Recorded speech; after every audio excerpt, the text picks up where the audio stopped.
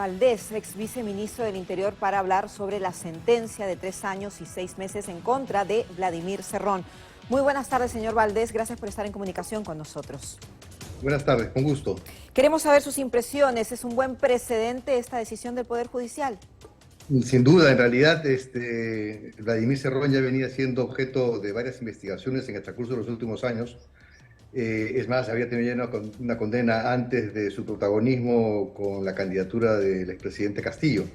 Entonces, esta sentencia además tiene un doble sentido, a mi modo de ver. El primero es que es un mensaje claro para los candidatos políticos o los políticos en ejercicio de que cualquier tipo de corrupción, en la modalidad de colusión o cualquier otra, va a terminar siempre por conocerse y con unas altas probabilidades de que se termine en la cárcel. Eso es en primer lugar. Y en segundo lugar es que la condena inhabilita por completo a Vladimir Cerrón a ser candidato a la presidencia en el año 2026. Por lo tanto, creo que ahí hay un doble sentido. No solamente es el mensaje de la lucha anticorrupción, sino también el mensaje de que no pueden ser candidatos políticos quienes están en estas circunstancias, ¿no? Señor Valdés, Vladimir Cerrón no se ha entregado voluntariamente todavía ante la justicia, ante las autoridades. ¿Qué podría ocurrir? ¿Se podría dar a la fuga? ¿Qué es lo que más le conviene al líder de Perú Libre? Bueno, yo lo que entiendo es ya que el Poder Judicial debe estar, obviamente, ya de haber dado parte de inmediato a la Policía Nacional para que se proceda con la orden de captura y sin lugar a dudas lo que tiene que hacerse es también cuidar las fronteras, porque ya ha existido casos donde gente de su partido, como consecuencia de otros procesos, han intentado salir hacia Bolivia, por ejemplo, ¿no? Entonces, creo que eso tiene que tomarse en cuenta. En cualquier caso, ya la sentencia está dada y el mensaje también ha sido entregado a la ciudadanía y a quienes están como servidores públicos en el Estado, ¿no? Ajá, recordemos que él es el líder de un partido, de Perú Libre, que tiene representación en el Congreso de la República. ¿La caída de Vladimir Cerrón puede ser un duro golpe para esta agrupación en el Congreso de la República? Por ejemplo, ¿cuál es su impresión? Mi impresión es que esto también cuestiona el bloque y los acuerdos que llevaron al actual presidente del Congreso a ejercer esa función. No hay que olvidar que esta ha sido una suerte de alianza entre Fuerza Popular, Perú Libre, y después Avanza País y una serie de otros partidos que han coincidido de manera, vamos a decir, pragmática en hacerse del poder del legislativo.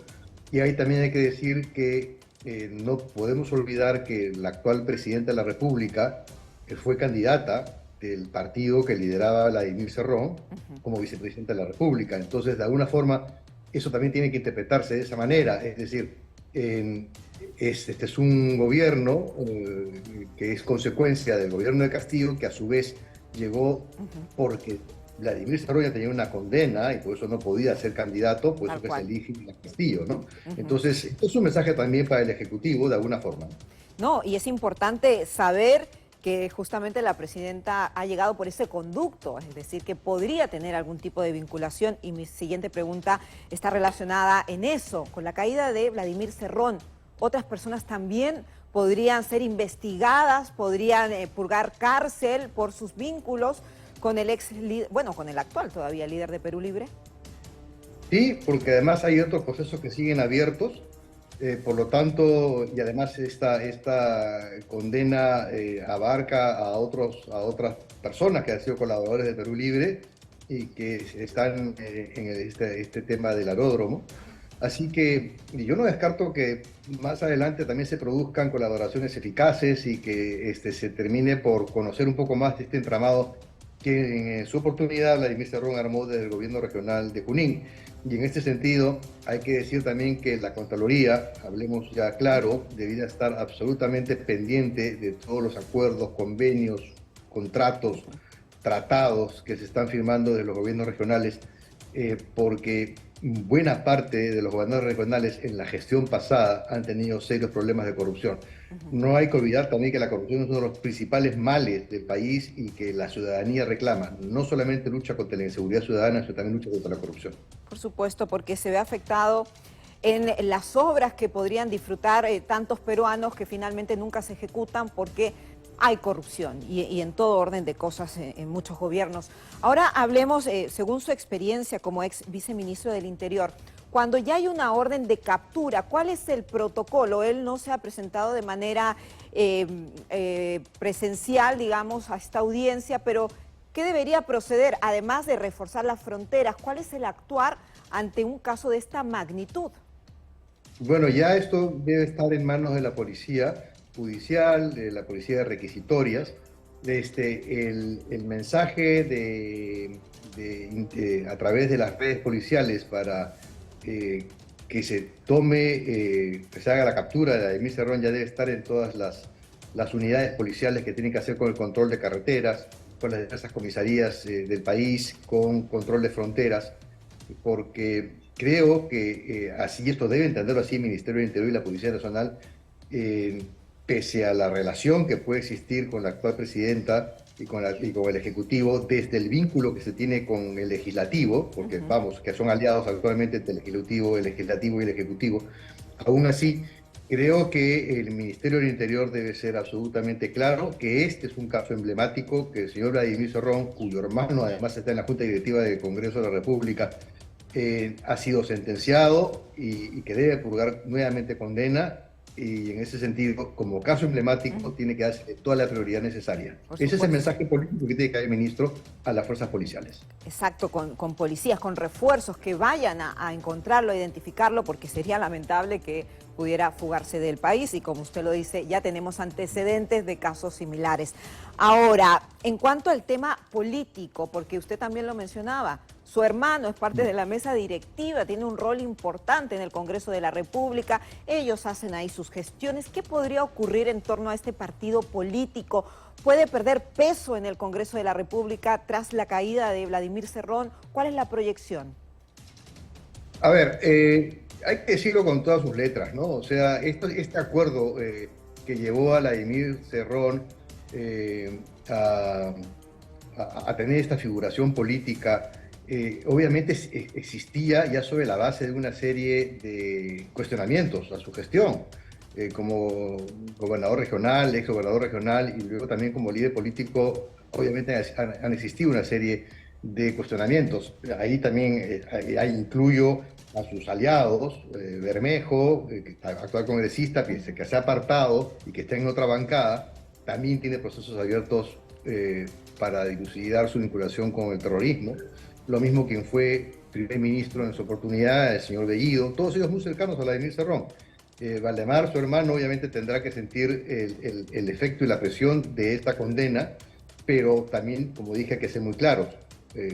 Partidos como Fuerza Popular se aliaron a Perú Libre, conociendo de esta singular posición que tiene su dirigente, Vladimir Cerrón, con respecto a los diversos procesos con la justicia. Y no hay que olvidar también que esta suerte de alianza tácita entre el Ejecutivo y el Congreso tiene, de alguna forma, como bisagra Perú Libre, partido por el cual la presidenta Boluarte fue candidata como vicepresidenta de la República. Sí. Señor Valdés, también sería interesante hablar sobre el perfil de Vladimir Cerrón. Yo tuve la oportunidad de cubrir algunos de sus mítines donde hablaba del rol de médico, porque él es médico de profesión, y tenía mucha llegada con la población, escuchar a los más necesitados, impactaba su destreza a la hora de dar un discurso, pero también al mismo tiempo debe ser una gran decepción para quienes votaron por él como gobernador regional de Junín. Entiendo que sí. Por lo pronto, si yo hubiese votado por él con esa imagen de una persona comprometida con el pueblo, con eso que está escrito además en lo que fue la plataforma de gobierno de Perú Libre, que por cierto tenía varias circunstancias muy particulares con las cuales yo no estoy de acuerdo, pero me imagino que mucha gente sí se sintonizaba con él, con su discurso popular, con su discurso de médico. Él fue formado, si mal no recuerdo, en Cuba, además hijo de otro personaje político que fue murió como consecuencia de los enfrentamientos en la época del terrorismo. Entonces, él tenía una imagen como una persona comprometida, luchadora social, pero lo que ha quedado claro es que eso era simplemente una imagen y que en el fondo lo que hemos visto es una persona que se ha querido aprovechar más de una vez del poder.